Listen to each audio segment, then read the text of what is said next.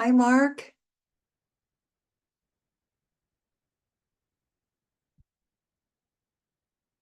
Can you hear me? You're muted, so I can't hear you, but it's good to see you. Glad you joined us. Can you can you unmute yourself? Um, huh.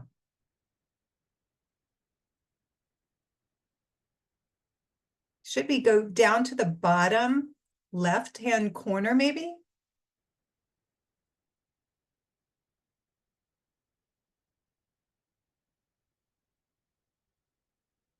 See how your microphone is red with a line through it.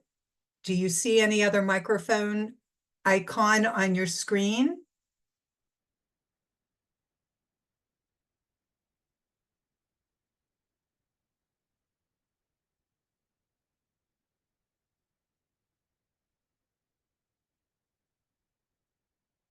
I don't know what yours looks like. What are you on? Are you on laptop, iPad, Apple? Okay. We'll have to wait until somebody comes on that has an Apple product to tell us. Because I know that what my screen, because it's the host screen, looks different than your screen. If you don't mind, I'm going to practice doing some sharing because I have some things I want to share and I come on early to practice. Let's see here. We've got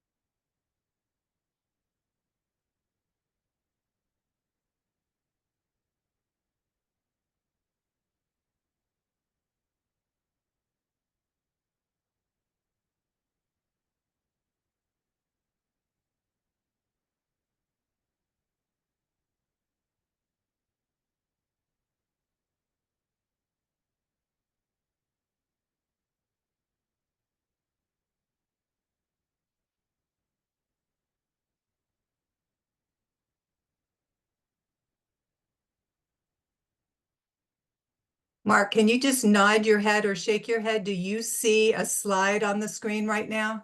Okay, good. Thank you.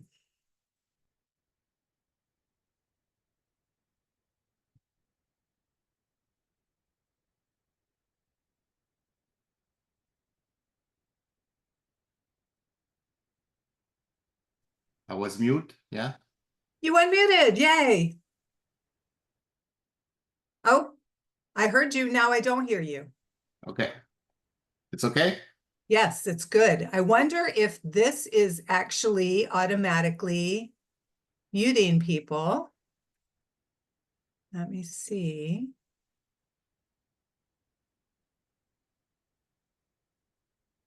Allow all participants to unmute themselves.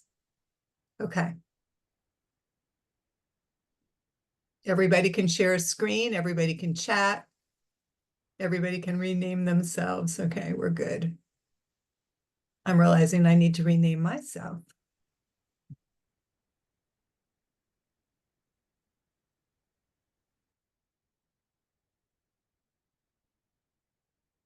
You're muted again.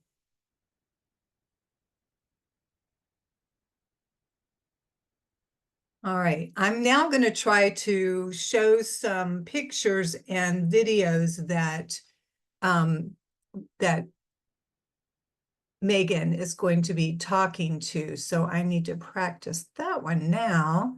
So we'll try sharing again.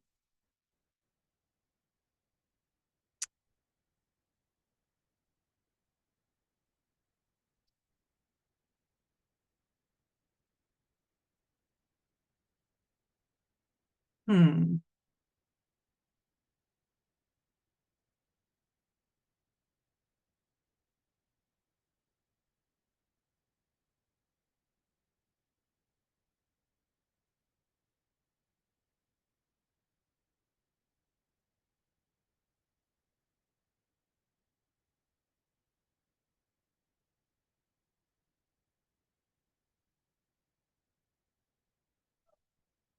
Can you see a video right now, Mark? Are you seeing a video?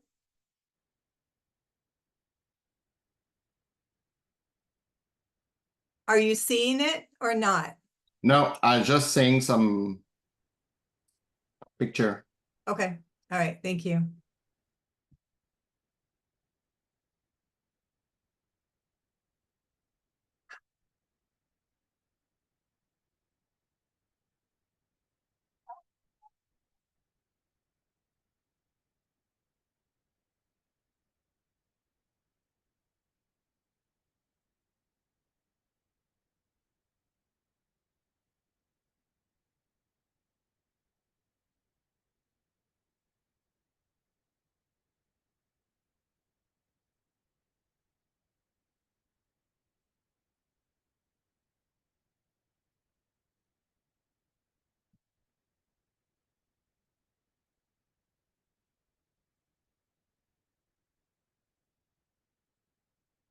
All right, let me try it this way. I think I have to do it a more complicated way.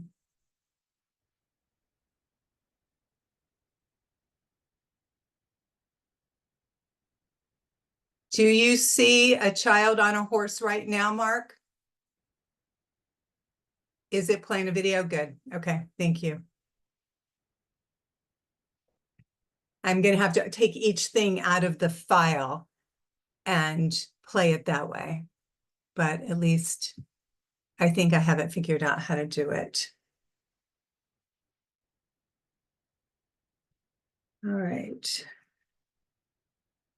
So we still have about 6 minutes or so before we're expecting people. We're expecting, I mean, there's a lot of people registered. Not everybody shows who's registered, but there's a lot of people registered. So we'll see how it goes.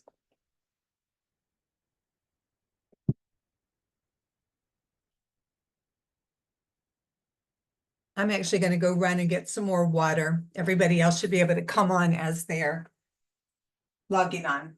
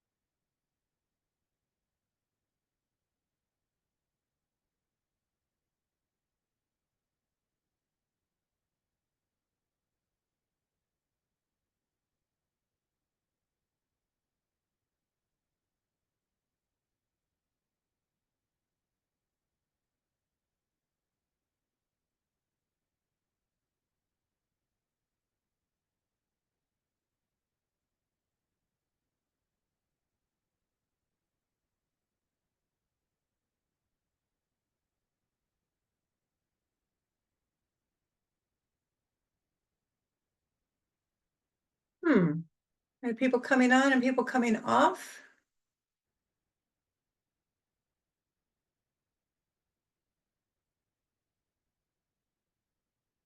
Hopefully they will come back.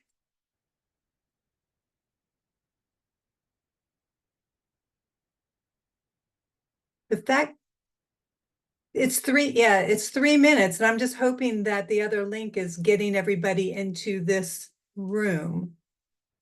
That's the thing I always worry about is, let me try contacting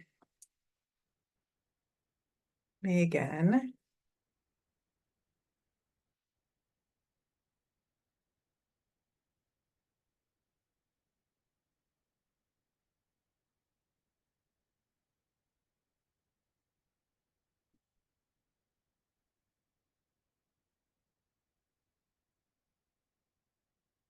Oh, now people are coming in.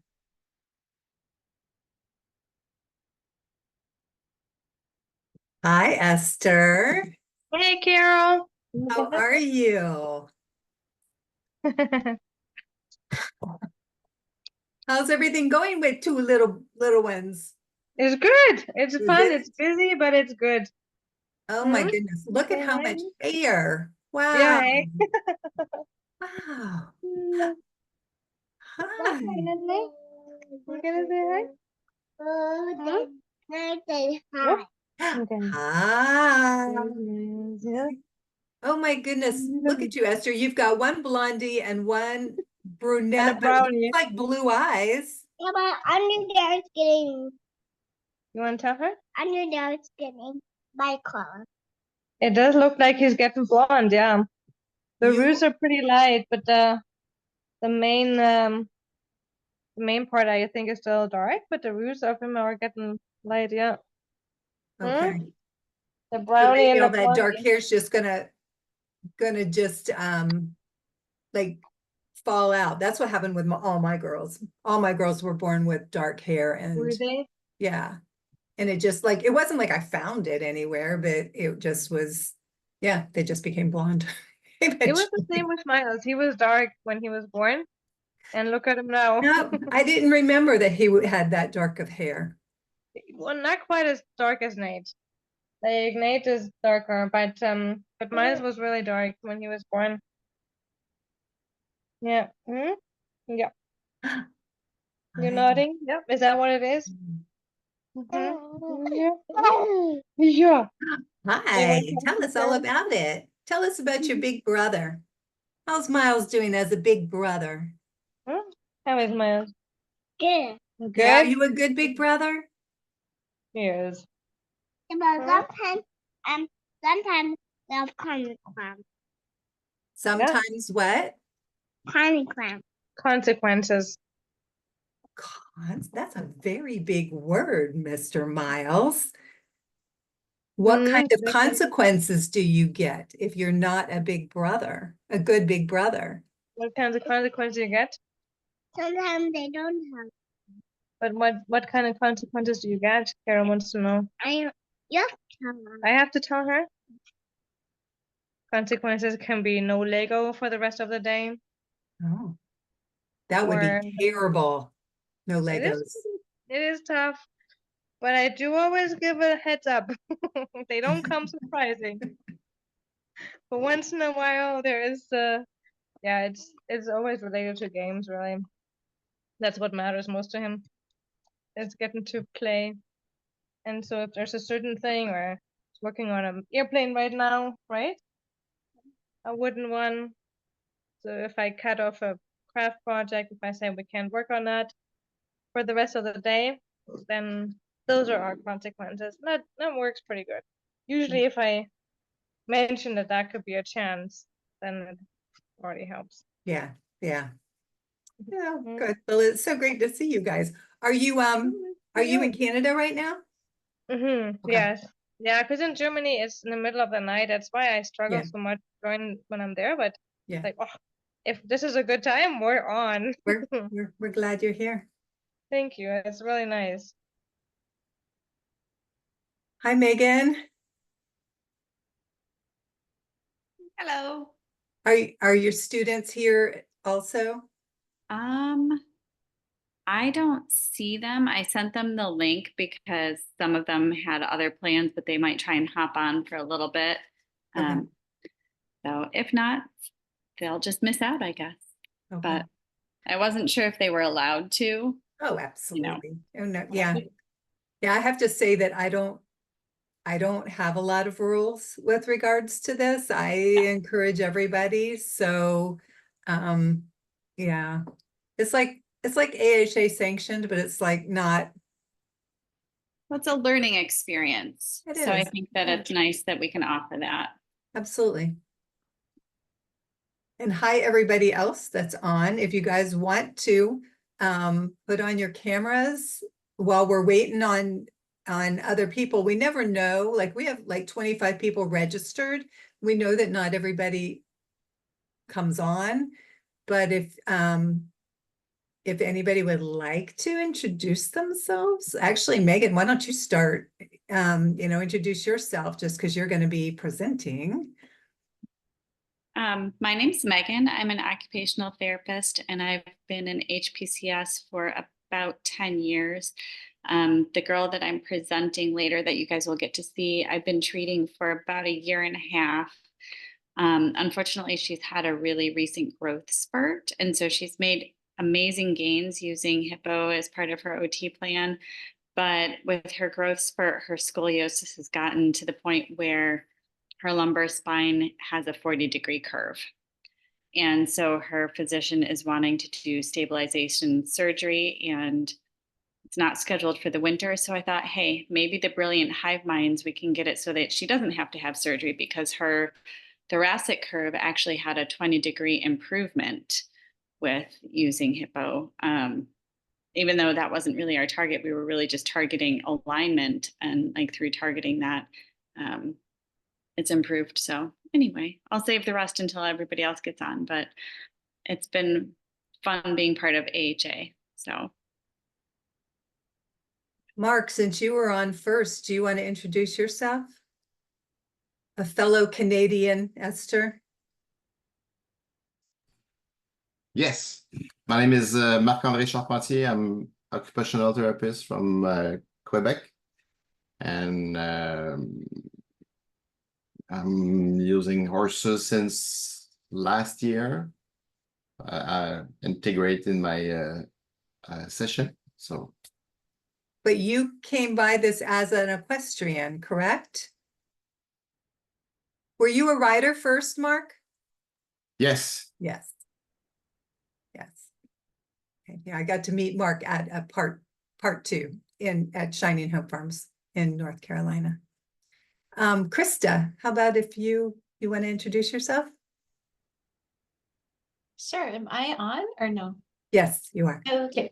Hi, I'm Krista, and I live in New York State, and I just recently passed my AHCB test, and I'm really excited about it. I've been a PT for 30 years, and I just started volunteering at a barn about 5 years ago, and this all evolved, and I'm so excited. And I'm part of a PATH center, and I'm just want to learn as much as I can. I'm also learning to ride. I felt like learning to ride, to feel the horse's movement was very essential for me as well. So I didn't grow up around horses, so I just love them. And I love all of the research and how effective it is, and I just want to learn. So thank you for hosting us, Carol, and I'm really excited, Megan, to hear your presentation. So All right. Well, thank you, Krista. Thank you so much. Esther, since we've already met the boys, you want to introduce yourself? Okay, hi, my name is Esther. I'm an occupational therapist. I am from Germany. I do spend part of the year in Canada, which is where we're right now. And I'm super excited about your presentation though too, Megan. I've been incorporating hippotherapy into my OT practice, for a while now, but I don't have, Megan is the lady who's presenting today. But I have not had a lot of people with orthopedic diagnosis, so I'm very, very excited to hear about this today. All right, Emily Eckemoff before the other Emily, because we have 2 Emilys on. Hi, I'm Emily. I'm an occupational therapist. I'm living in Georgia right now, and usually similar to Esther, I'm very curious about more of the orthopedic side of this as well. Okay. The other Emily, Do you want to introduce yourself? Hi, my name is Emily Ackerman, and I am Paula McDonald's physical therapy student right now. So we see a lot of riders with some form of scoliosis. So I'm just looking to learn as much as possible because we don't get this in school. Well, awesome. And I'm sure you're going to have a lot to contribute as well, because Yes, we're all learning yes. with regards to this. So thank you. Yes, you're welcome. All right, Tina, do you want to introduce yourself? And you guys feel free to keep your cameras on if you want. You're certainly not forcing anybody to come on camera if they don't want to. Oh, there you are. Good. Hi, I'm Tina Webb. I live in North Carolina, involved. I'm an occupational therapist.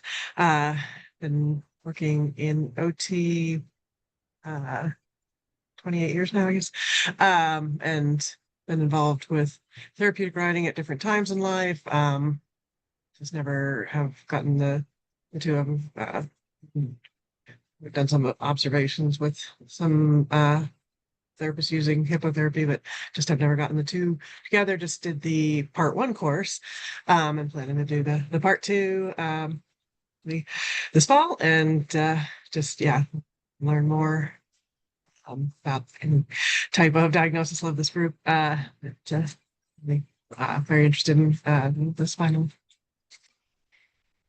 Okay, awesome. Tina, where are you going to do the part 2? Have you registered yet? I have not registered yet. I'm planning for North Carolina at Shining Hope. Awesome. Okay, well, I will look forward to seeing you there. Great. Joanne, do you want to introduce yourself? Hi there. Whoops, I'm not on the camera. I'm Joanne Benjamin. I'm another one of the faculty at AHA, and I'm always looking forward to these presentations. So I'm glad to be joining you folks from Los Angeles. Thanks, Joanne. Paula. Hi, I'm Paula McDonald. I'm a physical therapist from Massachusetts and have been practicing for over 30 years and just started incorporating hippotherapy probably late summer when I took the first and then the second AHA courses, and am amazed by what we see as changes in people with multiple abilities and disabilities.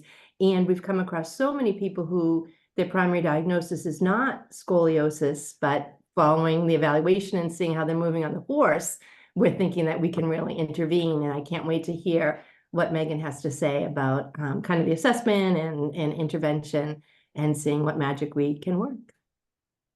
Thank you. And Jane? Okay, I have to figure out how to do this. I'm ancient. I trained with Claudia over 30 years ago. And Claudia Morin? Yes. And I'm a PT assistant and basically retired, but I still like sitting in on these and finding out what's going on. I do some PRN work, and I am teaching a couple of classes, but straight therapeutic riding, not doing any hippotherapy at the moment. So. Okay, well, we're still glad to have you. And if you figure out how to turn on your camera at any point, feel free. I just got out of the shower, so I came in from the bar and jumped in the shower. And yep, I know some people are eating dinner. We get it. All right. Well, thank you. Thanks for joining us. And Heather? Do you want to introduce yourself? Hi. Oh, there we go. My camera doesn't tend to work for very long. It'll freeze. So there it is. I'm an occupational therapist, and I've been using horses for the last 25 years or so, in addition to my other stuff. And I'm just always in the market for learning more stuff. I feel like I can never, there's always more to learn. So that's just interesting. We've certainly chosen two fields, both the therapy perspective and the horses, that we'll never know it all. So yeah, For those of us who like to learn, we chose the right avenues. Thank Yes. you. Thank you, Thanks. Heather. All right. Megan, are you okay if I run through some precautions and contraindications just generally for the spine before we move into you? Are you good with that? I would love that, Carol. Okay. All right. So basically what I did was I went to the PATH site, to the standards, and I pulled out everything that was related to the spine so that we could just be thinking. Remember too that these are precautions and contraindications related to primarily adaptive riding. So we have, there's going to be a couple that we might see that it would be contraindicated for them, but not necessarily contraindicated for us. And we can kind of go over that. But I think it's just food for thought because there's a lot of precautions and contraindications related to the spine.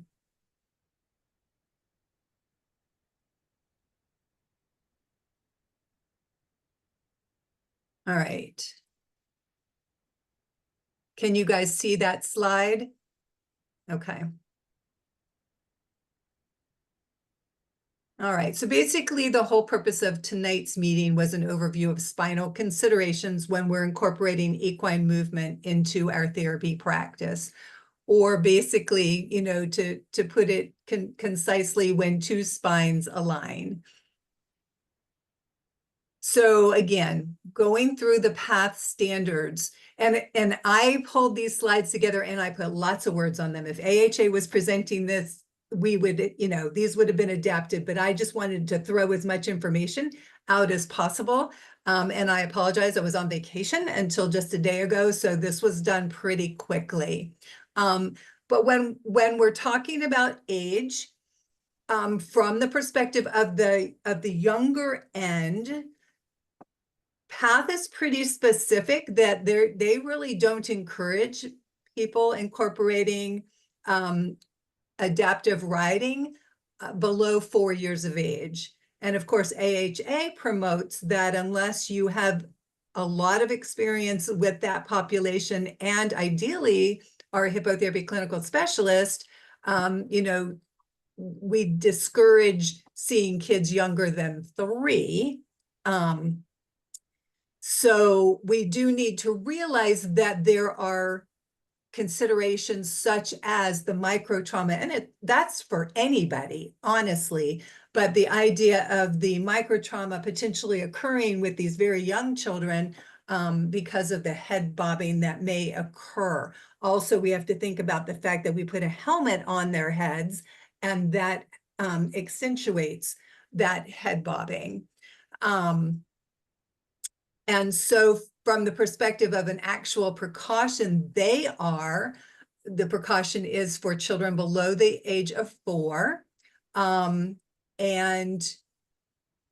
the contraindication is children less than 2. So, and currently, AHA is still suggesting even, anybody with experience still using extreme caution if they're trying to treat somebody younger than that. And of course, keep in mind too, that we are talking about straddle sitting, facing forward on the horse. So there are variabilities as to how you can position a patient on the horse. And we are specifically talking about straddle sitting when we're talking about these precautions and contraindications. In past case study groups, we have talked about atlantoaxial instability, but that is certainly another consideration with regards to the spine. Obviously, we're talking about the cervical spine. We're talking about C1 and C2 and the subluxation that occurs between the two. And it used to be that it was required to get radiographs, which couldn't be obtained until a child was around 3 years old. And now the American Academy of Pediatrics has come and said, well, we don't necessarily want to do those radiographs, or we don't want to do them that young. And so this starts to become a facility by facility and even therapist by therapist determination as to how you're going to handle individuals who have atlantoaxial instability. We talk about Down syndrome, but I'm going to show you a list of other diagnoses that this can be a concern for. But basically, if you're working at a PASS center, and I hear that some of you are, they do want at least an exam every year by a physician, providing a complete neurologic exam that shows no evidence of atlantoaxial instability. And then with continuation of activities, that annual certification needs to continue on each year. These are the additional diagnoses that potentially have AAI. I'm already realizing a big blunder I put here, two completely separate diagnoses on one line. But children with congenital scoliosis may have AAI. Rheumatoid arthritis is certainly one that we know does. Obviously, I threw neurofibromatosis on the same line there. Sorry. Steroid therapy, I thought, was an interesting potential side effect. So we do have to realize that it's not just Down syndrome we have to be aware of. Here are some of those neurological symptoms. So if you have somebody with Down syndrome and you yet don't know whether they have AAI and or somebody with rheumatoid arthritis or one of those other diagnoses, what you're going to be wanting to monitor is for the neurological symptoms that could occur as a result of the AAI. And so that would be the change of head control, the torticollis, or a head tilt, stiffening of the neck, a change in gait, a progressive clumsiness, toe walking, scissoring, loss of balance, posturing, a change of hand control, or even a change of the dominant hand, progressive weakness. So there's a wide variety of neurologic signs that you would want to be monitoring for any individual that you have concerns for with regards to AAI. So with regards to the precautions, it's basically monitoring for those neurologic symptoms. The contraindications are you're not going to see anybody that's under the age of 2. Again, that they're showing any neurologic symptoms related to it, that they have been measured to have the AAI, and that they have neck instability, either with or without a helmet. So you're not going to treat a patient on the horse based on the contraindications, but even the precautions. Again, you just have to keep in mind that this is a case-by-case basis. Everybody has a different idea of how to handle this. I would not see anybody unless they absolutely were ruled out. All right, so again, spinal cord injury, and that can be, that can be also spina bifida, and I do throw that in at the end. But spinal cord injury, we're talking about precautions is anybody that's got below a T6 level. The precautions certainly are going to be that these individuals have impaired sensation, impaired temperature regulation. The precaution is that it's a surgically stabilized spine. Now, we can, discuss that further if anybody wants to, as far as how much of that spine is stabilized. Because obviously, if the whole idea that we're wanting to translate the movement from the horse to the patient, and the patient has a full fusion, say, of even T1 to the lumbar spine, you really have to be considering where that movement then is going, and think about the mobility above and below the fusion. poor abdominal and respiratory control as a result of the level of the spinal cord injury, and poor joint stabilization below the level of injury, thinking things like hip subluxation. Contraindication has typically been anybody that's got a above T6 complete complete spinal cord injury. I have seen somebody with a C7 injury, but they were not complete. So scoliosis is what Megan's going to be talking about here. So we know that scoliosis is a lateral or sideways curvature of the spine. And it may involve a few vertebrae, or it may involve the entire spinal column, as with the patient that Megan is seeing. Kyphosis or excessive kyphosis would be an excessive rounding of the thoracic spine, and excessive lordosis would be an excessive forward curvature of the low back, the lumbar spine. So as far as spinal curvature is concerned, with precautions, things you need to be looking at: does the spine have enough flexibility to accommodate the movement of the equine activity? You want to adjust your activities to not further, create further curvature, and make sure that your staff is specially trained for this issue. Honestly, should be that for every patient with any diagnosis. All right, so contraindications with regards to somebody who's got a scoliosis are going to be if the activity produces pain that lasts after the treatment session, if there's not enough spinal mobility to accommodate to the movement of the equine, if you see the spinal curvature getting worse, if it's aggravating pulmonary function, heart function, circulation, and/or skin breakdown. Moderate or severe scoliosis, and I don't know that anybody knows exactly what those degrees are, or the inability to achieve a full upright posture. So if you've got somebody with a really severe curve and this is the way they sit when they're on the horse, that is not going to be effective.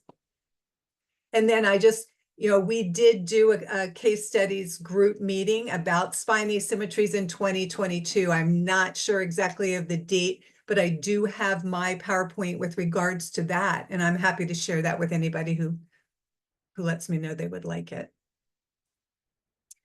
So of course we know, and this is an issue that Megan is most likely going to be dealing with her patient, and with a lot of patients who have progressive scoliosis, as they end up with these spinal fusions or fixations. So your precautions are going to be that, if that hardware is present, then we need to make sure the surgeon is aware of the activity that is being planned and have the physician actively involved with the decision making. And then pain may dictate tolerance. As far as contraindications are concerned, if there's insufficient mobility in the spinal joints above and below the fixation to accommodate to the movement of the equine, because that's where the movement's going to be translated to, is the areas above and below. And you have to be careful because you end up with hypermobility in those areas. If there's a pre-existing condition of any type of severe degenerative joint disease in the remaining spinal joints. Of course, if there's significant pain, and obviously we're not going to do it if our physician is not referring. So considering spinal instability and abnormalities, these can include things like spondylolisthesis, Scheuermann's disease, a variety of epiphyseal plate disorders. Again, we talked about the AAI, hemivertebra, which is often a cause of scoliosis, and herniated disc. And I put that in there kind of bold because that could incorporate a lot of people. Like I have a herniated disc, and there are times I have acute flare-ups. And so that's a really common, even with people who are, neurotypical and you may be seen for orthopedic issues. A lot of people can be dealing with that. And then spinal abnormalities include spinal stenosis, which of course we know we see especially in our older population, and vertebral spurring. So for either, we just want to make sure that we've had an ortho or neuro evaluation, know the location and degree of the spinal dysfunction, and determine what positional or activity precautions are going to be necessary. So precautions, you're going to consider the positioning of the patient. You're going to consider how you're, and I'm sorry, I meant to take driving out of that as well. How you're going to handle the transition on and off the horse. You're always going to be considering the pain tolerance. And contraindications are going to be acute painful stages or pain resulting from any of the equine activities. And of course, if there's any onset of neurological symptoms. So we realized that with a lot of our patients, they wear spinal orthoses. They may wear orthoses for just to help them facilitate a more upright posture, or to help reduce or prevent the progression of scoliosis. So we have to be thinking about, if we are having them on the horse, are we going to be keeping the orthosis on, or are we going to take the orthosis off? Obviously, we realize that skin irritation could occur, so that's something we need to be thinking about. And again, what is the reason why they're using it? Is it for scoliosis? Is it for low tone? And then contraindications, the orthosis that actually come in and have a chin support, that's you're not going to be able to use something like that. And again, if they are lacking mobility to accommodate to the equine movement. And obviously you can imagine, you have somebody in a very rigid TLSO, spinal orthosis, they're not going to be able to accommodate much to the movement.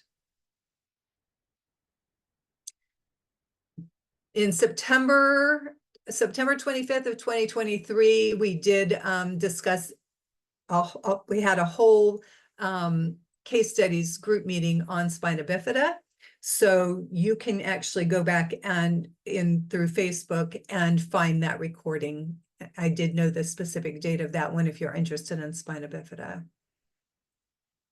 All right, and then all of those up to this point were specific to the PATH standards. These are AHA's absolute contraindications, obviously taken, guided by PATH, but the absolute contraindications that if you had a patient wanting to come to see you, you would have to say, I'm sorry, would love to see you, but I can't incorporate the equine movement for somebody with an acute herniated disc, and that's with or without nerve root compression. Chiari-2 malformation that occurs with spina bifida with neurologic symptoms. Atlantoaxial instability.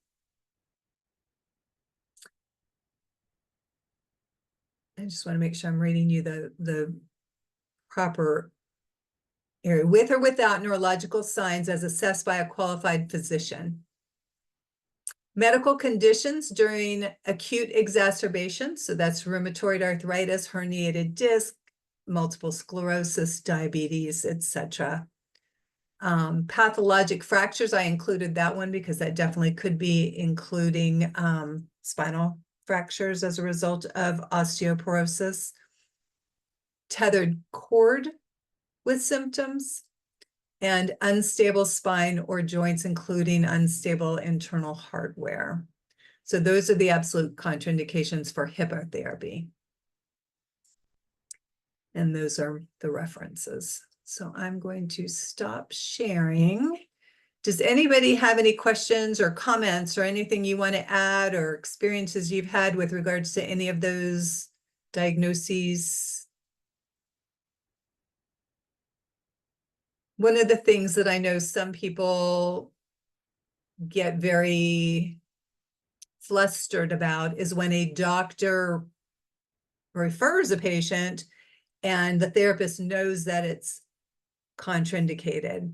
And, you know, that's a whole discussion in itself, is how to talk with the physician and educate them. And so what I suggest to everybody is that whether you're a PATH facility or not, you know, you can use PATH standards as a guide, but what you want to have is written policies with regards to these types of patients, because that way you can say to the physician and to the family, you know, first of all, we want to do no harm, and we have to look at the risk and benefit, and the risks outweigh the benefits for your patient. And as a result, we are unable to incorporate hippotherapy.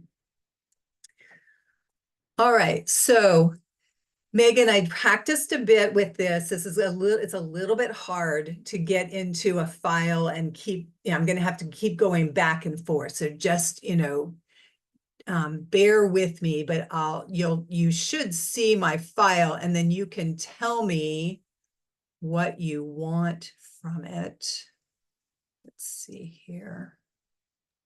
I think too, if there's anything in particular that people want to see, we can, you know, I'm flexible with the things we share, because there's so many files. We videoed almost 2 full sessions, and there's no way we're going to watch an hour and a half of video. That would be excruciating, I think. But we did just take a lot of clips in there. And I apologize. I don't know why that. I need to get rid of that PowerPoint.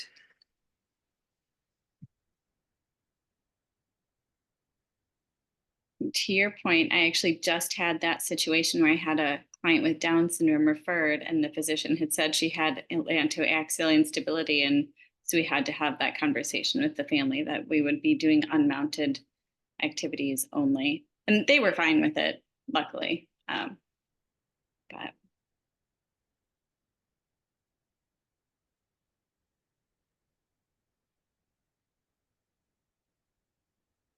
All right, so for the starters, I have the video of Erica. Do you want me to show that first?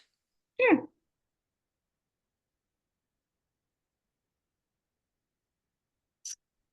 My screen sharing is paused. Why would that be? What do you see right now on the screen? Anything? I see all your videos, like the file folder of your OneDrive and her videos. Okay, all right. Let me try this again.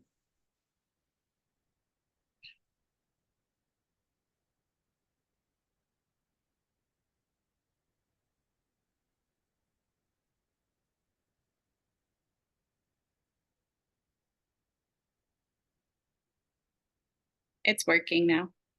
Okay. All right. Do you want to speak to the fact that this patient has no helmet before we move on? Yes.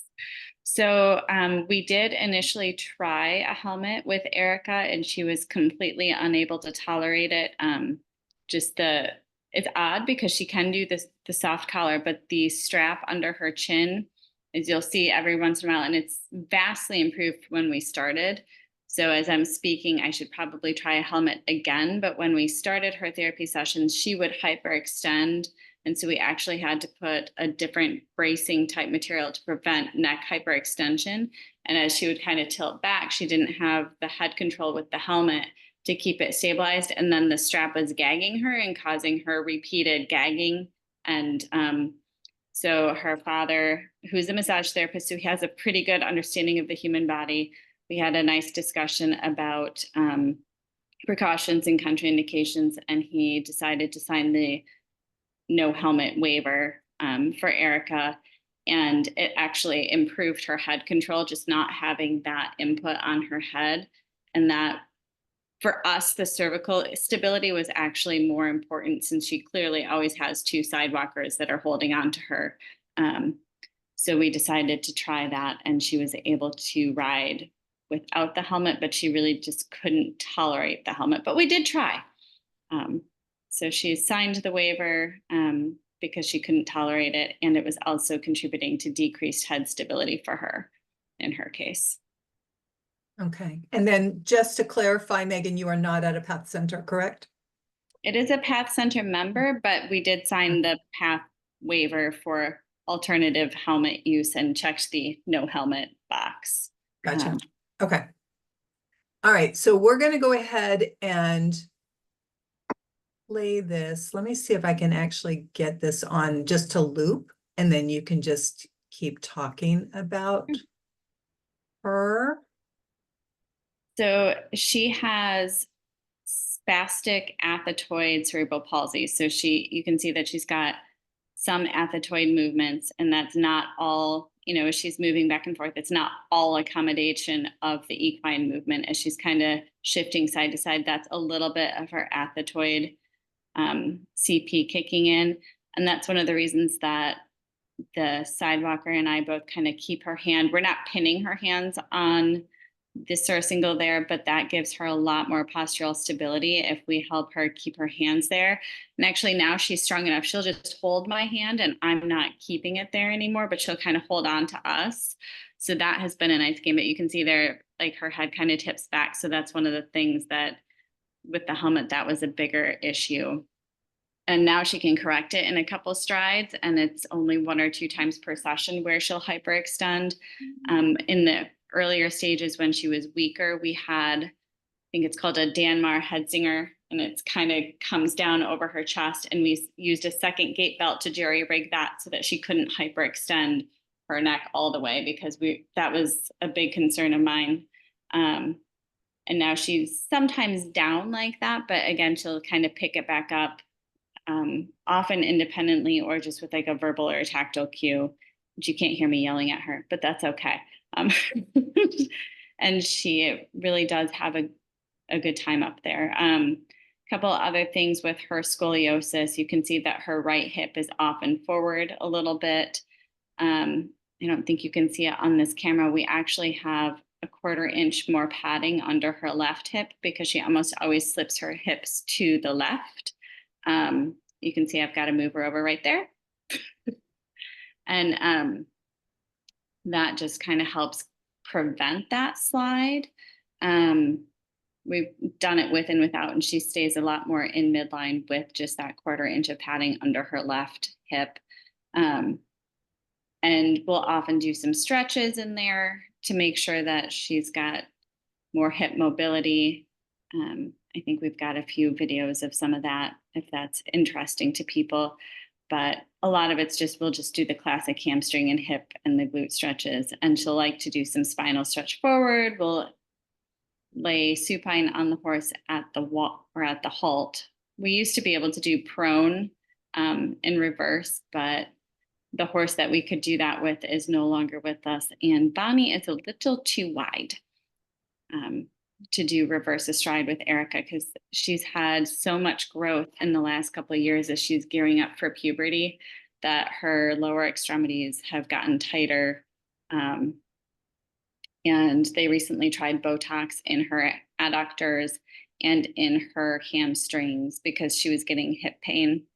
But let's see, any questions? So can you remind us how old she is? She is 11. Okay.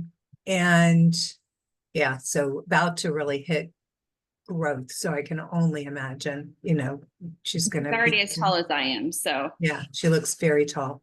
What is she able to do motorically off the horse? Can she sit independently on a static surface? not very well, unless she has, I don't have a dowel rod stander where I am, but if we had something like that where she could hold on, I think she would with a spotter, but her safety awareness is quite honestly terrible. That's been a main goal of therapy, is like she used to just throw her body. And so one of the things we're working really hard on is actually having her be responsible for keeping her muscle tone. And she's made huge strides with that.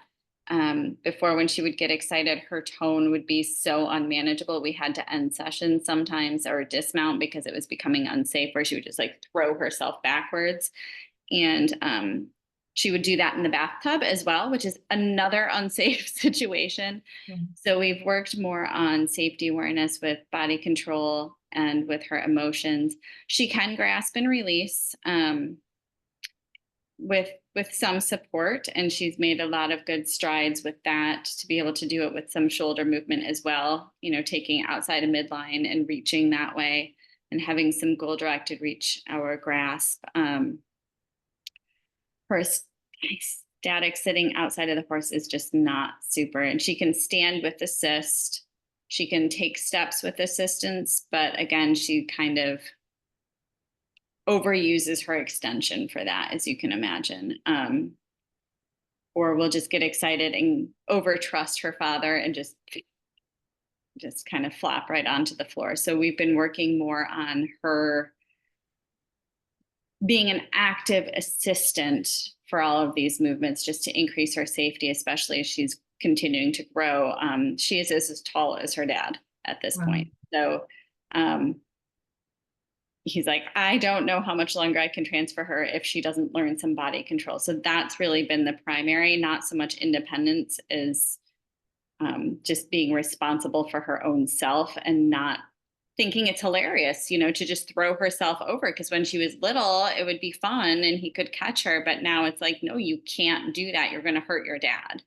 And she's cognitively able to understand that. She doesn't care if she hurts herself. You know, she was kind of a probe seeker, but starting to care that she might hurt somebody else has been helpful. Although lately, when we ask her to do functional activities, she's like, no, I just want to keep walking on the horse. She'll do some sit-ups for us and some stretches and those kinds of things. She does use eye gaze for communication. And so on the horse, we're not able to use the eye gaze machine, but she will do partner assisted communication, and she'll reach for a yes or no card. So she can do those kinds of things. I'm trying to see if I can download a couple of pictures at a time at least, so that we can show those.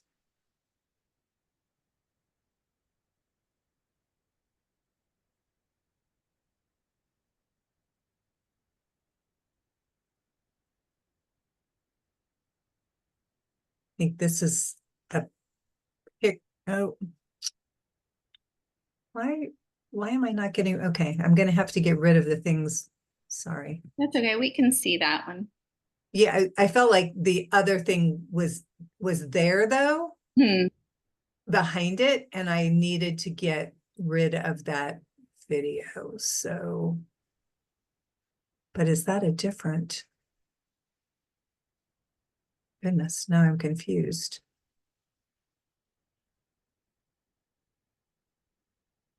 All right, well, let me go back to trying to show that again.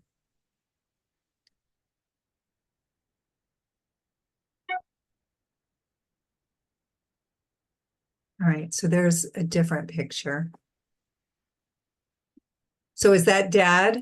That's Dad with the cap. So he's very involved in all of her sessions. And in fact, she will kind of have a hissy fit if he's not paying attention to her. So we're working on that as well. But we're doing a little bit of a glute stretch there. She'll get pretty tight. And the last 2 times I've seen her, actually, so this video is one of those times where when we started switching to counterclockwise, she's become a little agitated. So she's been fine with clockwise. And this is a first. She's always been okay either direction. But I think it might be just that hip tightness. And if we stop and stretch, then she can do counterclockwise. But here we had to stop because she was kind of making her it hurts face.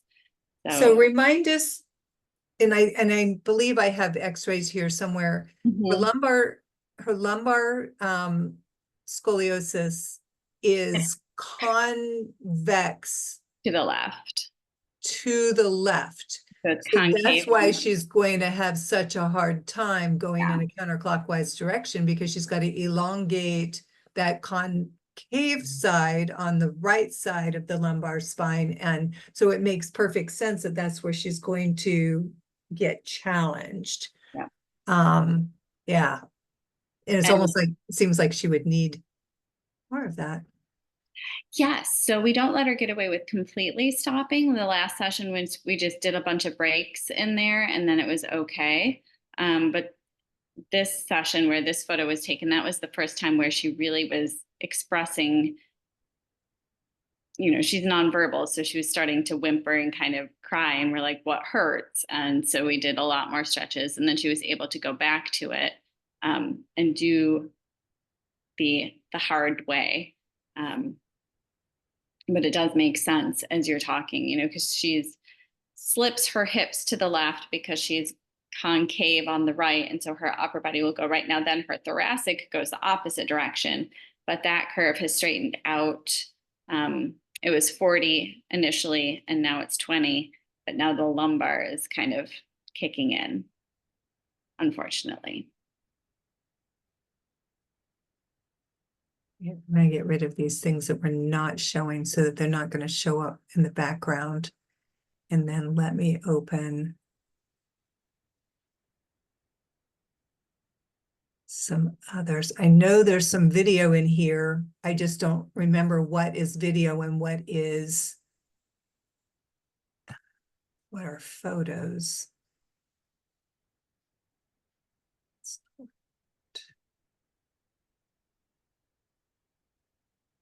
All right, you have pictures of her in a variety of positions. I'm just trying to figure out what, and I don't know what in the world I did with the x-rays. Let me go back. We'll do those. Oh, here they are.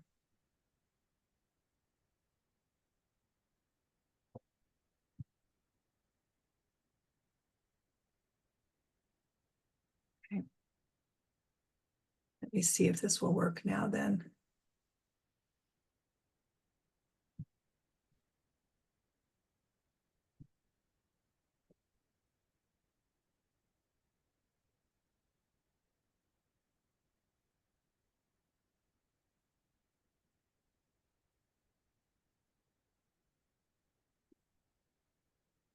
No.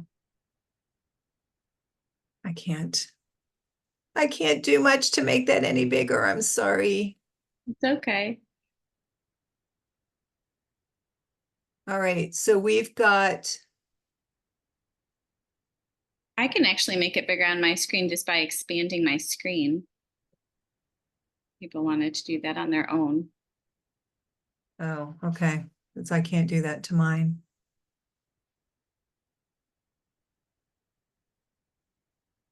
So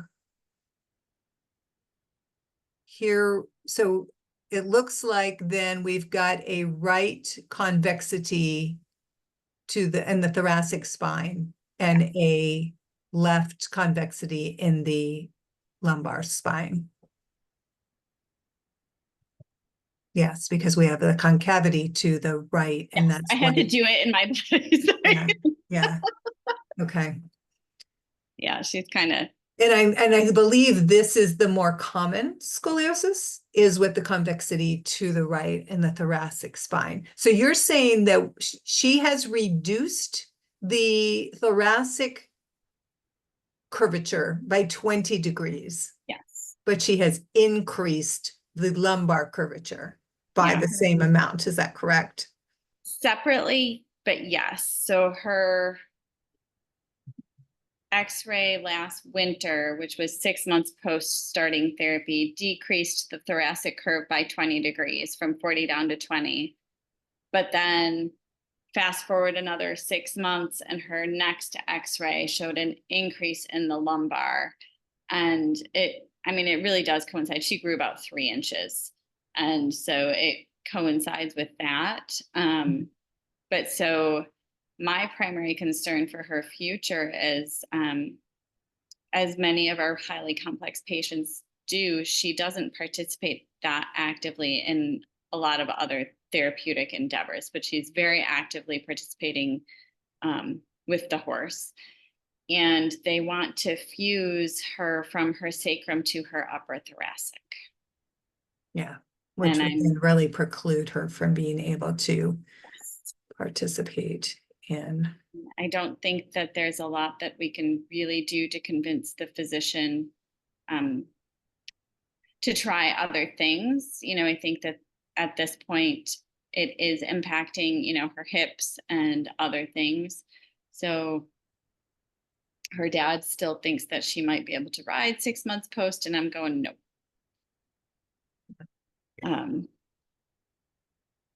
So are you open to suggestions of things to do with Yes, her? please, Okay. because scoliosis is not, I mean, that wasn't any of my primary goals. We Right. were just really working on alignment, and when she was a little bit smaller, we could do a lot of alternate positions. We would do like a modified side sit and figure 4 and reverse astride. And now she's really just a really tall, gangly preteen. So it's hard to do some of those positions. Right. Especially with the horse/pony that she's riding is not a very large or long. Correct. So you kind of run out of room there to have much variability, but the height is nice because you're not having, you know, to be up here trying to support her. I'm going to jump in, but please, anybody else, and if you guys want to put your cameras on so we can just kind of chat about this for a while. And then if we want to, we can go back and look at some more pictures and videos. But I'm wondering, Megan, if you've thought of using any other types of devices for just support for her spine and really to help you to give her a little more support. Like, you've got her hands down on the horse. Like, have you thought about doing anything elevated, be it a boppy or a hippo helper or something that would give her a little bit more support where she could weight bear without the full extended arms forward on the horse? I've thought about trying a pool noodle. I think we did try a boppy, and it was at that time just frankly too much to manage. Too many hands to hold the pillow and her.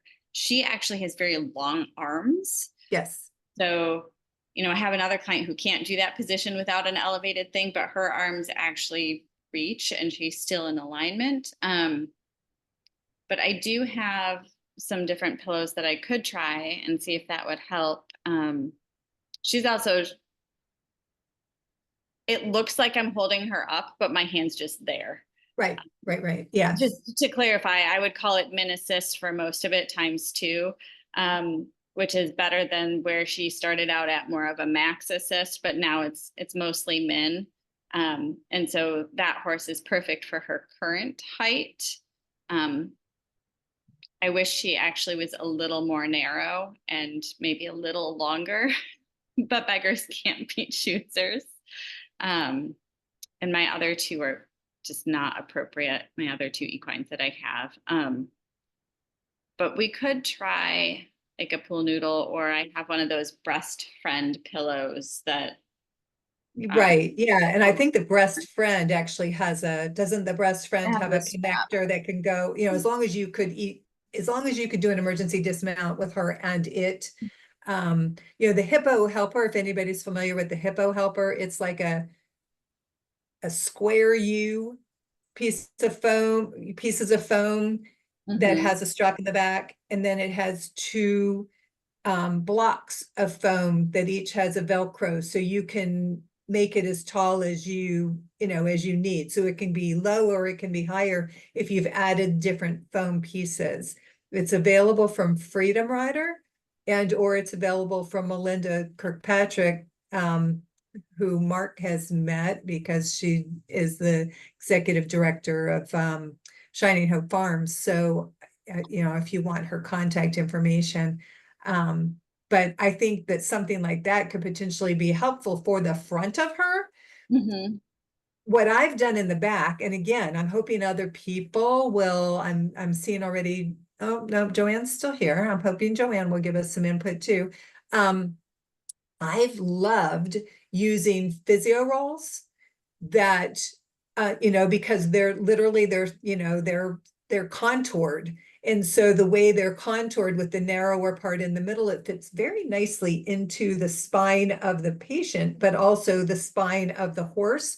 And then you've got the larger, rounder sections on either side that I will put my elbow on. So it's a, small Okay. one, not a big one, but your sidewalker and you can each have your elbow up on that. And so you can have a lot more, the roll itself is helping to provide some lumbar stability. And then you can control wherever you need to be even up higher. But I'm thinking that for her, because we're dealing with the lumbar spine issue, the way that the strap is being held, like literally right at her like upper thoracic spine, that and she's getting so tall, you're like further and further away from her lumbar spine. And so I'm thinking if there's some way we can kind of surround her with support, and then you can get her to, initially track right, but then track left to get that elongation on the right side for the lumbar spine. I'm just wondering if that would be helpful. You'd want it on the left, right? You'd want it on the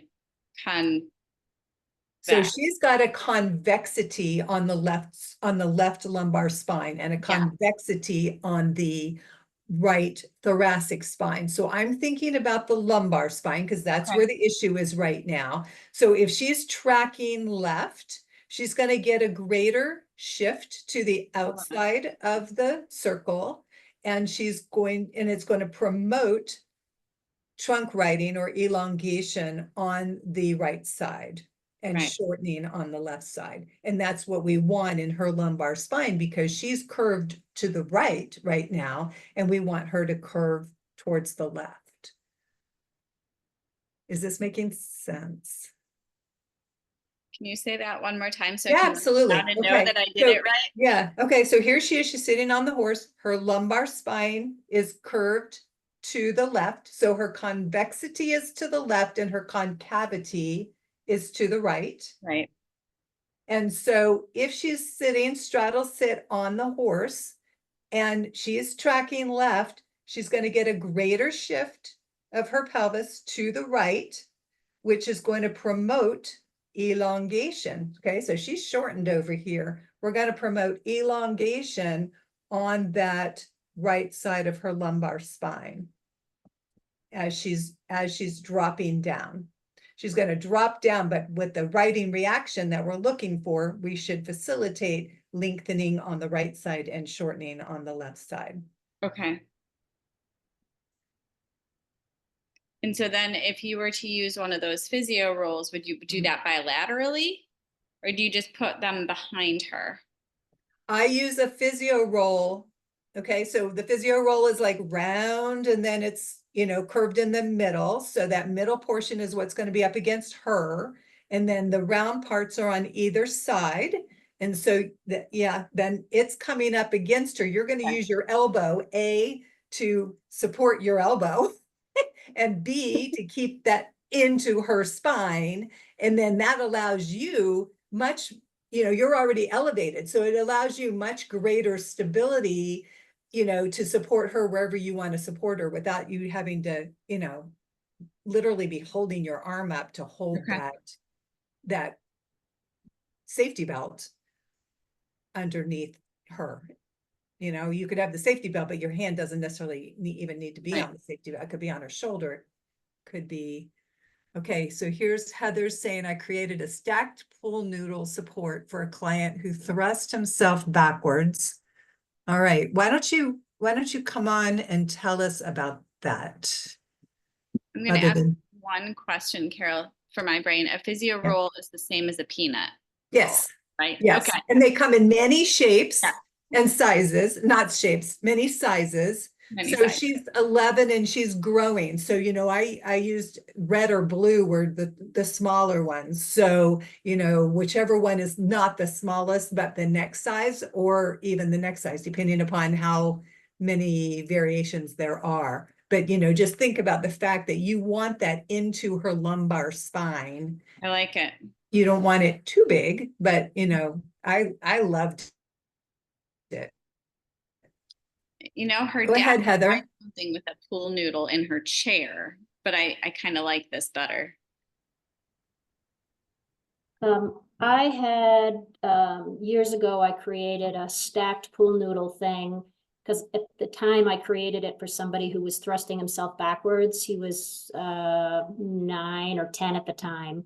And I just stacked, I think it was 4 pool noodles on top of each other, fed twine through them so that because if I fed it through just one of them, they would separate when I duct taped them together, and then tucked it around his body and tied it off with I just tied the tail ends of the twine to a double-ended clip.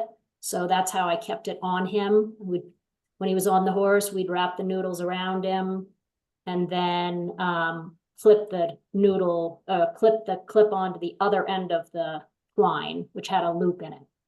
And I use that with him for going backwards, and I'm currently using it with another kiddo who leans forward. And it really just takes a lot of the support off me having both of these guys. Was having to keep them up much more. But if you are looking for something that she can then rest, and you can do it as high or low, like it comes up to under their armpits, and I would just stack. I was gonna say, yeah, I was gonna say each pool noodle's like what, about 3 to 4 inches in diameter, right? Yeah, and there's different, you can get different sizes, and I just stacked them up depending on how much, and as they grew, I would duct tape another one on. And so that's something that I've been using to help.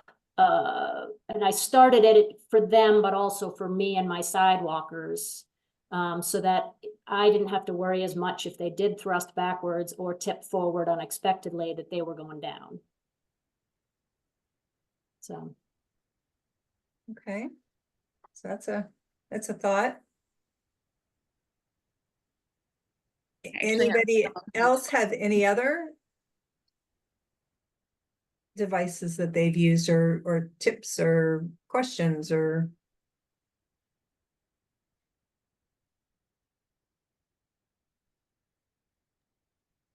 So this is Joanne. So it's interesting because I guess my question too is, as Carol said, it looks like you're doing a whole lot of work. And even though it's physically not necessarily holding her up, but that whole coordination of all those body parts is mind blowing, I realize, because you're also worried about safety. But the question in my mind is it reducing the work or is it trying to influence the curvature? And those are two kind of different but related things. So the pool noodles is a great way to give support, and especially with any kind of thrust that she's got, but is certainly not going to be specific enough to help her with her spine. So we're really relying on the movement of the horse to influence what the muscular activation is going to be. But then you've got a double-edged sword because you can't really see what's going on because you've got pool noodles in your way. Right. Yeah, and I'm so just with that in mind, just a couple of ideas that I have. If you're at all familiar with Theratogs, Benex, any kind of soft orthotic that you can get some help with support through the trunk, that it's not like a regular hard clamshell or something that a typical patient with scoliosis might be wearing, but it's going to move and allow some movement. And then with the Theratogs, if you can get fancy with it, you can get some strapping to help to do some corrections. So that would kind of be my go-to. I got to tell you, my experience is it's a pain in the butt, but if you can train dad, who it sounds like is very, very involved on how to apply it, he can probably do it before they come. And then you can just double check all the strapping, or just you can add the strapping and not worry about spending the first 15 minutes of your time trying to apply everything. The other one, and you guys feel free to laugh at me, but that has worked for a kiddo that had real severe dystonia. So it was really more of a handling issue, but I needed some more control, is a dog life-saving vest. Oh, yeah. Mhm. That's great. And she probably would still fit in one that fits like a pretty large dog that you would use to give them. It's a, what is it called? Yeah, well, I guess it's life-saving or whatever. It's buoyant. So in other words, the foam is somewhat flexible, and then there's some pretty handy strong handles to be able to hold on to the child. The caution I would have with her is, because that neck is kind of so crazy with the movement, and if you stabilize the trunk, you're going to have to really watch with what's going on with the neck. My kiddo with the dystonia, we did use for a while that Hensinger support along with it until he got stronger through the neck and the upper trunk. Or you could even cut it down or use a smaller one. So just a couple of ideas with that. Because I'm also kind of curious, because you've been seeing her for a while, and of course the growth spurt and that sort of thing. You have seen some improvement, because you mentioned that you're not having to work as hard in terms of holding her up as you did before. So it sounds like the goals are getting achieved in terms of some of the control, and that you're just kind of losing the battle on the scoliosis, it sounds like, or at least through the lumbar. Yes. I mean, she's made a lot of endurance and strength goals and maintaining midline goals. We don't have to stop nearly as often for postural adjustments or stretching. She can sustain activity for 25, 30 minutes. She actually did used to use a Benic. She just outgrew it. Okay. And it's hot, and she has really poor heat tolerance. So we took it off because it's 90. Yeah, no, that's a major problem. We're in LA, so it's nasty. Well, it's nasty all over the country at this point. Yeah, that's I a do tough think the one. Benic helped. The only tricky thing with the Benic is without it, we can feel that scoliosis. And so I don't think in that clip that I was doing anything, but in some of them, when she does start to really shorten on her right, if I kind of facilitate on her left, I can get her to elongate that left. And with the Benic on, I didn't notice it as much, if that makes sense. Like, you couldn't feel the spine. You would just be like, oh, she's leaning. And now you're like, oh, that is her spine just kind of going, for lack of a more professional term. It was just, so the Benic was really helpful in terms of reducing the work, and it had 2 stays in it. Hers did. But it still let her do it. We just kind of took it off because it was getting to the point where it was so short, it was almost compressing her. And then it was hot. But I really like the Theratog idea. Joanne, if you have a video or a tutorial, I am a little familiar with Theratogs, but I have not tried to do anything for scoliosis for Theratogs. Really, I've just done for like supination. Okay, So honestly, I've just gone to their website just to let you know they have something called a Dragonfly TLSO system. Okay. So it'd probably be worth just, kind of going through what their products are, but that one looked interesting. And then the other thing is that Shore Steps has a TLSO that's very flexible. Have you looked into that at all? The flexible one, no. She has a clamshell. Yeah. And we tried it once, and just what you guys were saying, her neck movement was, we lasted about half a lap and took her off, and took that off. Yeah, so that would be in the Sure Step TLSO would be something to at least look into Okay. because of its flexibility. I think she could tolerate that. Again, like anything that you put on her body, it's going to be warm. But the thing now with the clamshell, does the clamshell have the cutout for the diaphragm? I don't think so. Okay, because that's a really big thing of that Mary Massery has really encouraged, and I know the Sure Steps TLSO incorporates Mary Massery's work about needing that diaphragm and needing to be able to engage the diaphragm, obviously to get good respiration, but also to be able to get improved core activation and internal stabilization. So they, they have that cut out.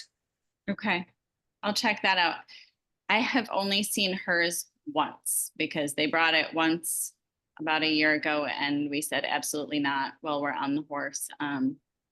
And so she wears it a few hours a day, usually at school. Does she wear it at night when she's sleeping?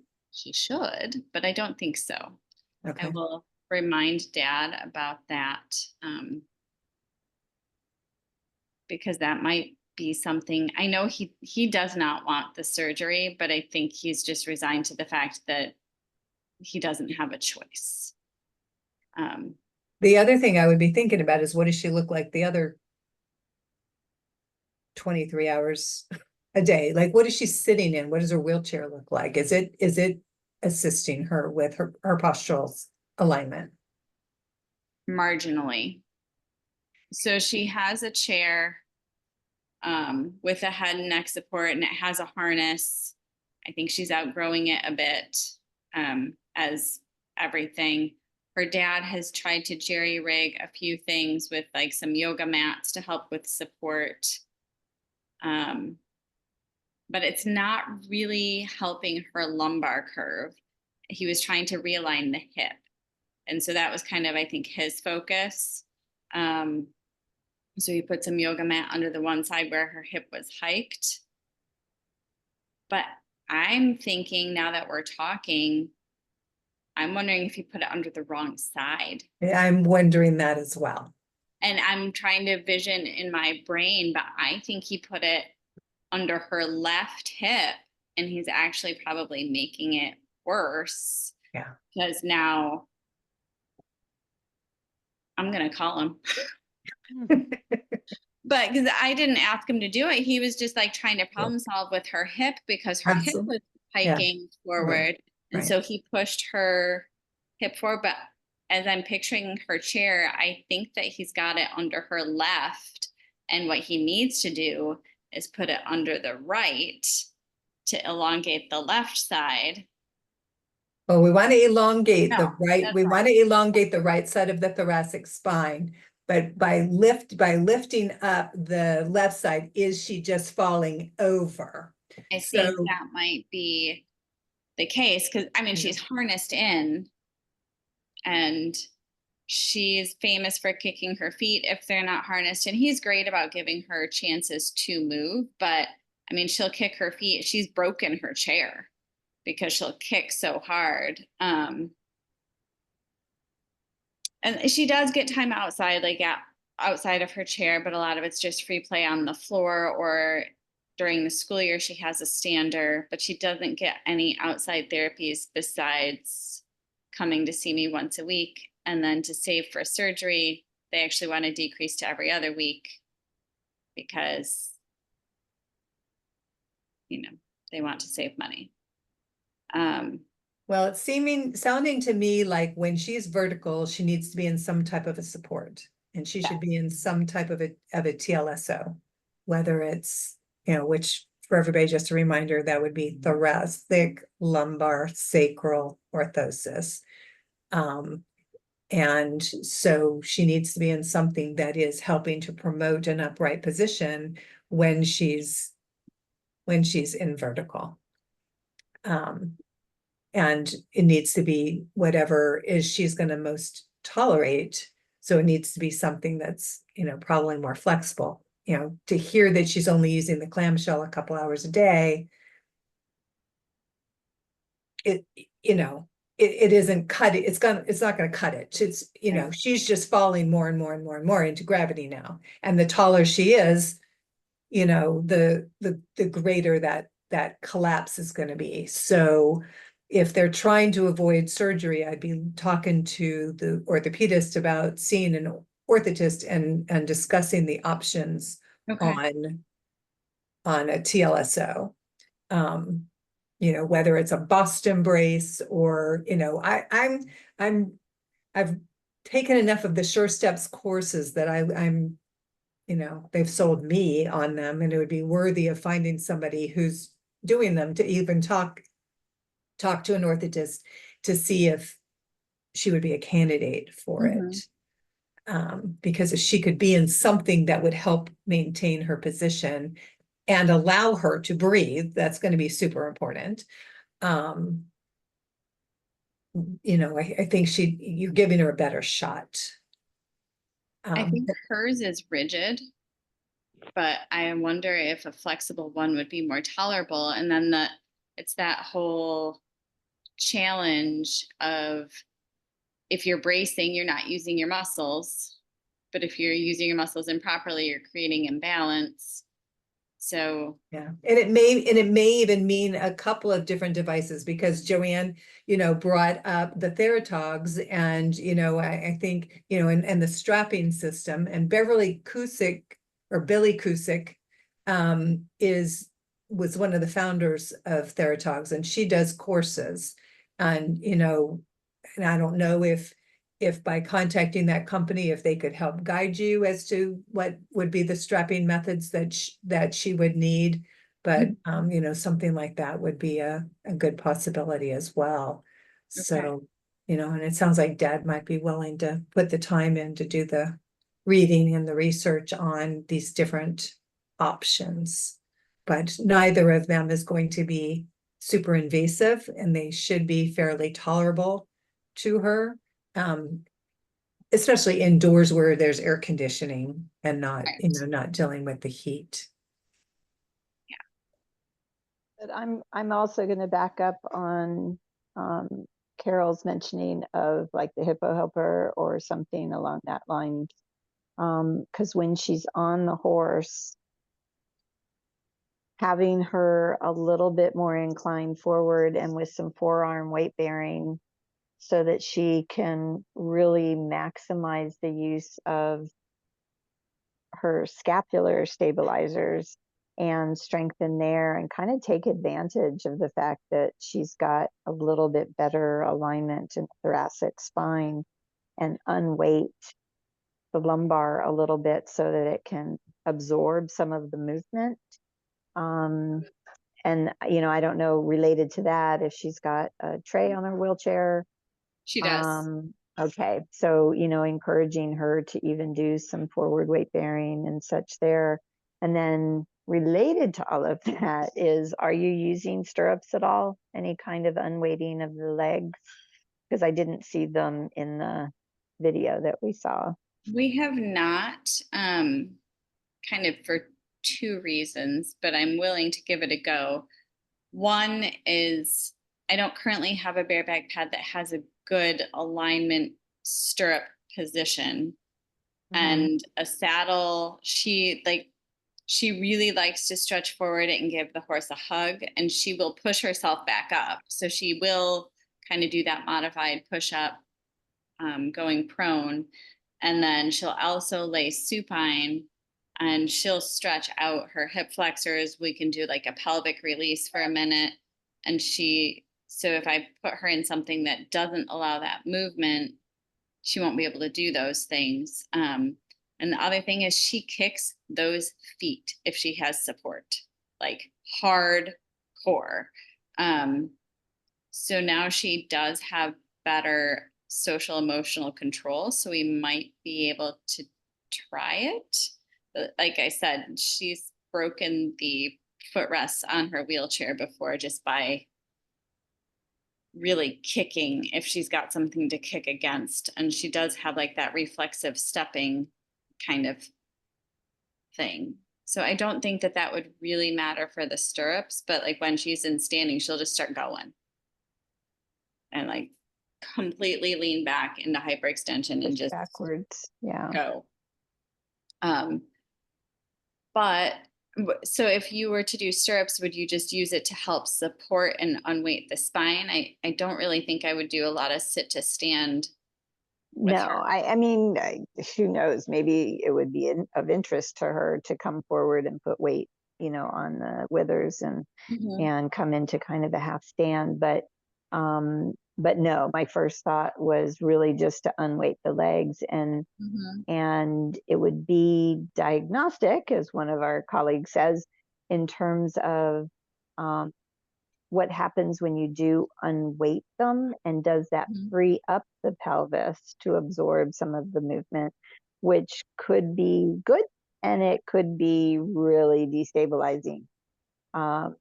So I'd be interested to see how she would respond with that, you know, or if she would seek some more pressure or probe, start, you know, just using them as more of a something to, like you said, kick out against. I don't know. I mean, the horse yeah, I might was just provide enough curious. rope that she wouldn't, because the horse she's on is gradable, but actually does have a fair amount of movement. But I can give that a try. Because, you know, and the other caution or precaution with that is, by potentially loosening up the lumbar spine, does she have mobility there? How mobile is that scoliosis, or has it been there long enough and developed enough, either soft tissue or even bony stabilization, that she would be creating some issues there? So you just have to watch really carefully with the mobility, if there's mobility created there. So, Joanne, what would you be watching for? The mobility through the spine and or fixing. So if she feels really unstable, would she start to actually just fix and use those muscles to hold herself there? And worst case, obviously, is if she were to have any discomfort with that mobility, even just on a straightaway and not with her turning counterclockwise or whichever direction it was that activated.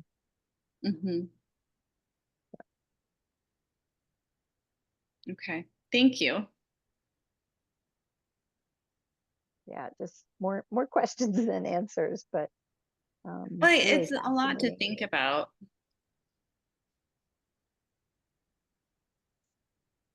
Yeah, I mean, she is certainly a very complex young lady. Goodness, I've had so many thoughts going through my head while Joanne was talking, and I feel like 90% of them already flew out my head.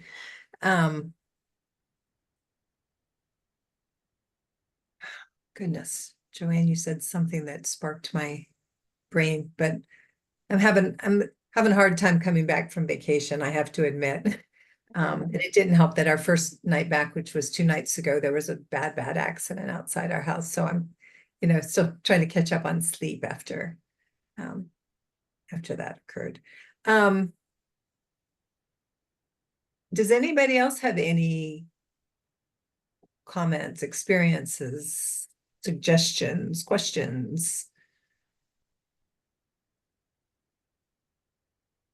When you said that her scoliosis was structural, I'll keep asking questions while anybody else, you know, thinks of any. When you said her scoliosis was structural, was that because of the rotation of the thoracic vertebra and the ribs, or what? Who is saying that it's structural? They told me it's neuromuscular. Yes. Okay. but there's structural and functional. And so the question is, you know, and that's what Joanne was referring to, is like, how flexible is the spine? And so it's kind of hard because of her neurological issues. Like, if she was a neurotypical individual and she, say, was in middle school and they did the forward flexion, you know, you have a structural scoliosis when you forward flex and you have a rib hump, because that tells you that there's a rotation of the vertebra. And when there's a rotation of the vertebra, then you know it's structural and you can't necessarily make a change. But There is some structure to it. okay. So But, when, you know, and again, that could be in the thoracic spine and yet not necessarily in the lumbar spine. Mhm. So the question is, you know, like, could you elongate her? If you laid her down on a mat and you gave compression to her convex sides, to her left lumbar and right thoracic, and you kind of tried to bring her in, you Right. feel like you could straighten her out a little bit?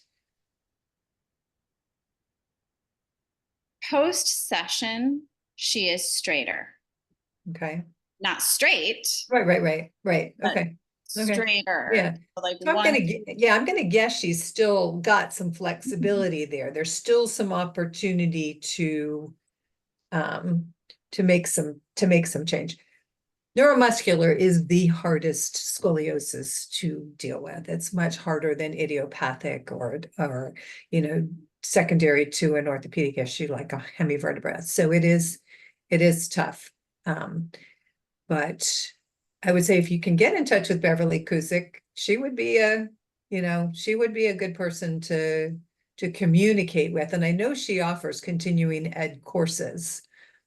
So I call her Beverly because I've known her as Beverly Kusick. She goes by Billy Kusick now, I think. But yeah, and you can either look her up by Beverly or Billy Kusick, Cusick, I'm pretty sure is how you spell her name.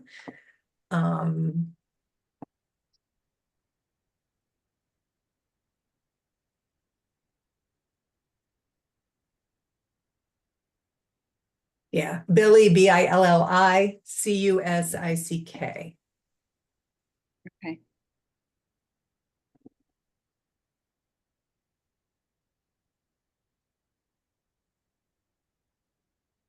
And then, you know, what's Mindy's last name? Wired on Development. Anybody follow her? Because I know that Billy works with a collaborative that they have. Wired on Development.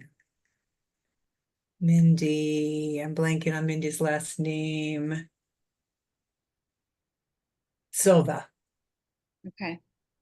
And it's called Wired on Development. And she has a collective where she's got Mary Massery and she's got Billy Kusick and she's got a couple other well-known therapists who, you know, all collaborate and provide continuing education. And then Mindy also has podcasts and things. So you can either pay for the greater intensive information, or you can just join and get the podcasts and information on Facebook and things like that. So it obviously covers a wide variety of topics, but I have found them to be incredibly educational.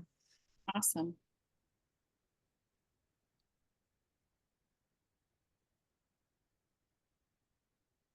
All right, so it's always interesting how we have an idea of how something's going to go with these case studies, and then we kind of blossom out into all these other areas. Megan, you have any more questions or? No, I am feeling pretty good, and my laptop is probably going to die soon because I Okay. ran to one of our other businesses since my house has no Wi-Fi right now. Oh gosh. But I didn't Okay. think to bring my charger, which was a really huge oversight on my part.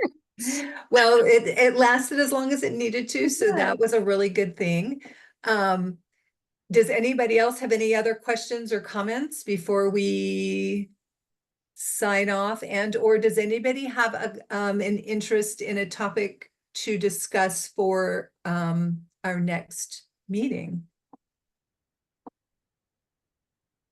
Anybody else have a patient they'd like to discuss?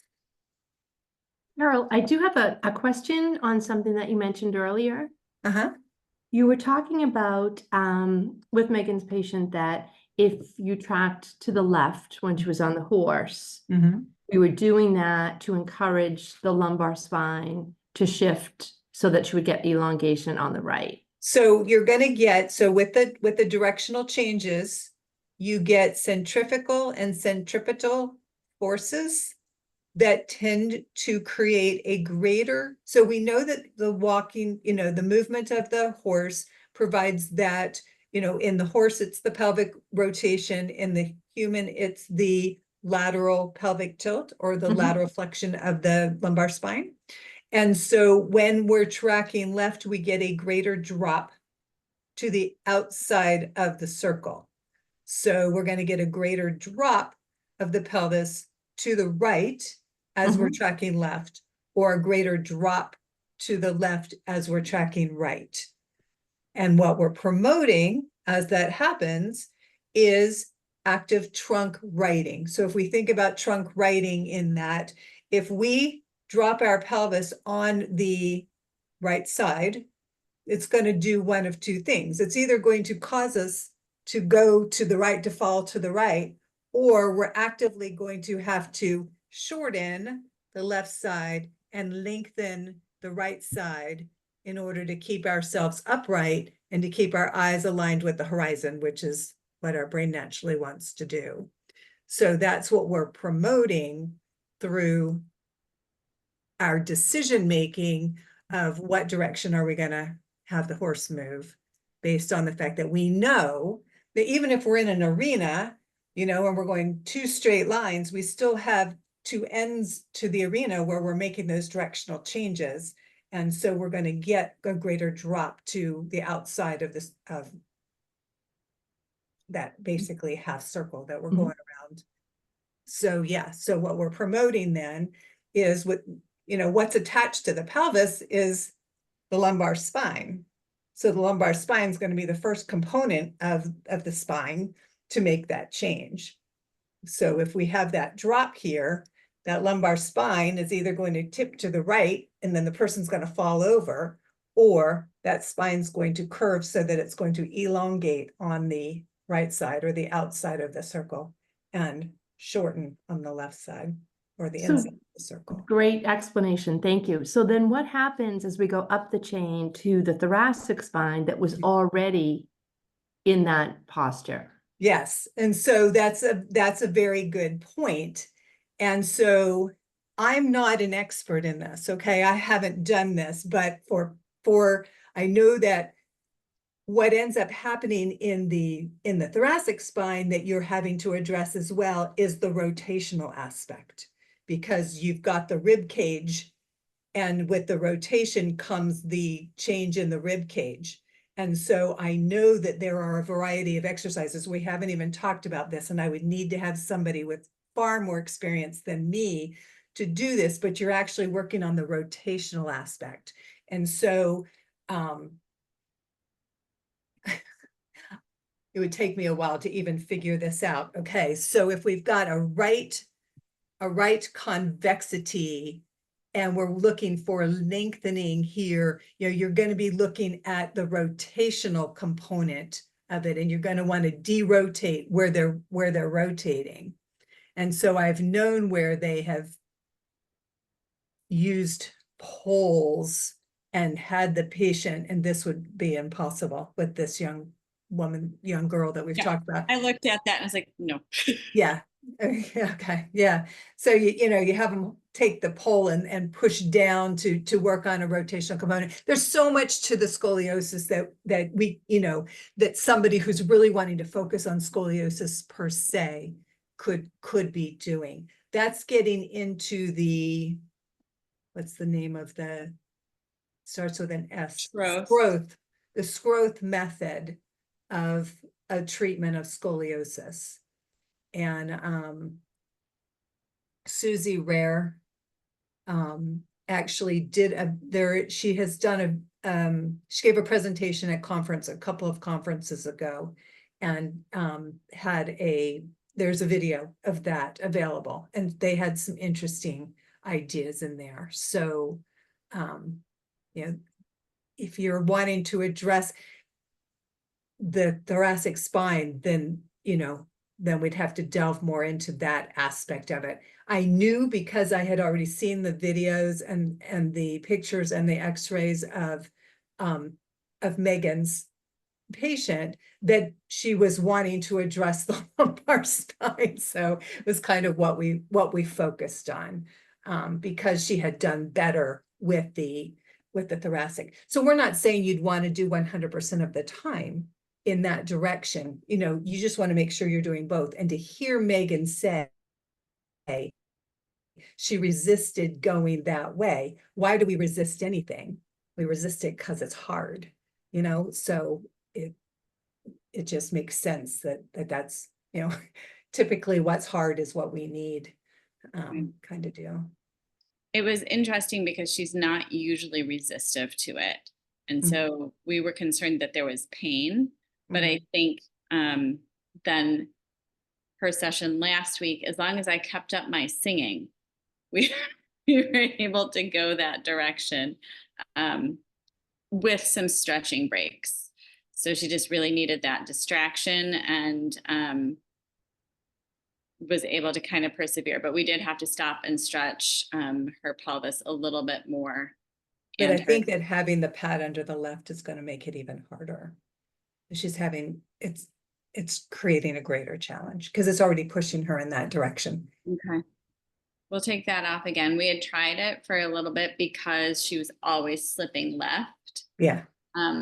And her hips are rotated, so that her right hip is forward, and then it makes her left toe like externally rotate. And so she's just kind of rotated that way a little bit, and then how are her hips as far as being seated? Has she had any x-rays? When they've done x-rays of the spine, are they looking at her hips as well? I assume so. I have not gotten a status update, but I will ask. I would definitely be asking about that as well, because oftentimes when you are dealing with a pelvic asymmetry like that, sometimes it does mean that there is something going on with the hips, and you do want to make sure that they're not subluxing.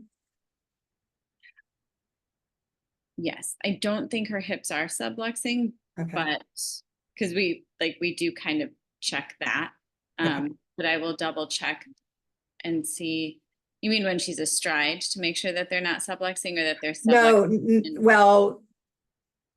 No, when just a normal whatever, in her normal being, but the fact that she's on the horse and she's got this rotation going on, oftentimes that is because of an asymmetry in the hip musculature. And you had said she'd had the adductor Botox, and so and yet the Botox is kind of, that's been a while, and so you're losing some of the benefit. And there's pros and cons to Botox.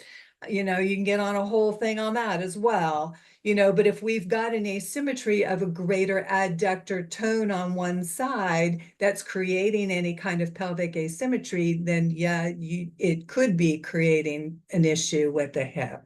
So, and you have said this is a wider horse, and so, just making sure that the base of support is appropriate for her. And so I'd say, if you are able to get her passively into a more symmetrical position, even if you're holding her here, especially then if she had some kind of support in front of her, you could help maintain a little bit more symmetry in the pelvis.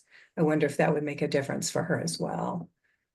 I'll try it. I do try to kind of passively stretch her hip into alignment, and I can move it a little. Yeah. But, I don't want to cause pain. So I'm not, Oh, no, Really absolutely. That's thinking- absolutely not. Yeah, that's exactly what you don't want to be doing. but both in seated will kind of put a little pressure to rotate, and she'll accept some and straighten out a little bit. And then also when she's in supine, you can do that like myofascial pelvic hold. Mhm. So the other day when she was when she was more vocal about her potential pain, we did stop and do that for a few minutes until she kind of straightened out, and then she sat up and she was able to continue. But it's certainly not all the way straight. And I'll ask her dad about her hips. He has not said anything about it, but I think that was one of the reasons why they did decide to do Botox is she was getting so tight that I kind of was like, you have to, the physiatrist had recommended it twice and he declined. And finally she's like, you need to do it or she's going to have a problem. And so they did do her adductors and her hamstrings because she was no longer able to get close to neutral. And like, if you don't, you're going to end up contracted. Yeah. Yeah. And the whole baclofen idea, baclofen sounds great on paper, but I've never seen it be effective because in order to get the dosage that you need, in order to get the spasticity down, you end up with you know, drowsiness and, you know, decreased arousal level and all that, and creates a whole. He does take oral baclofen, but clearly it's not completely decreasing her spasticity. Right, right. Oh, what a challenging girl. Wow, you know, spasticity and then the athetosis and, you know, goodness, the combination is just, wow. She recently got I'm not going to pronounce this right, a cesostomy or tube. I can never say it. Kika. So she has a gastric tube for feeding, and then she has another one for elimination, and I cannot pronounce it to save my life, so I'm just going to stop, but you guys all understand what I'm talking about. So yeah, she's had a lot of things. Well, and that's and you know, and so those, you know, if you've taken any of Mary Mastery's presentations, you put holes in the body and basically it's like puncturing that Coke can and you've now depressurized. And so she's already struggling to have any kind of core activation or internal control. And now you've just decreased it. So even something like an abdominal binder connecting her rib cage to her pelvis, you know, something that Mary Mastery really recommends. And it, you know, at the very least amount of trunk support, it may be something like that. Especially now knowing that she's got these. Yeah. And actually her scoliosis seems to have gotten worse after the second tube was put in place. So I think you might be onto something with that because it's in the direction of the tube. Like she just has no activation. Interesting. On that side. Okay. I mean, she had the scoliosis before, but she had the gastomy tube put in not that long ago. And then it's all been kind of downhill. Yeah. And if anyone has a client considering it, her dad has not been thrilled with the result. The hope was to make BMs a lot easier because she does kick and flail and make a mess. So they'd hoped that that would create ease of hygiene, and it has not been all that's been promised in her situation anyway. Right. All right. Well, lots of food for thought, and you know, feel free to, you know, reach out and I'll keep, you know, hoping to make suggestions, or, you know, I'm sure Joanne would, and, you know, anybody else here who's got any suggestions for Megan. Yeah, we will be very curious to hear. Yeah. Well, thank you guys so much for your help. Yeah. Like I said, her dad's amazing. So he gave permission to do this and is excited to hear everybody's feedback. So I appreciate it. So thinking about topics for next time, be thinking, because I will put it out on Facebook to see what people would like to talk about next. I do know that one of the things that was brought up that I thought was a very interesting topic was interoception. So I don't know much about it, but I'd love to find people who do and, and talk about it because it's kind of a, hot topic, it seems like these days. So, but if you guys have any other suggestions, let me know. And then we'll come up with a topic and a date for the next one. All right. Thank you guys. Megan, thanks again so much for for presenting. That was fascinating. And Mark, so glad that you made it. And Joanne, thanks for your input. And Esther, so good to see you. And Paula and Krista, and Emily, I think, is gone. So thank you guys so much. And Heather. All right. Good night.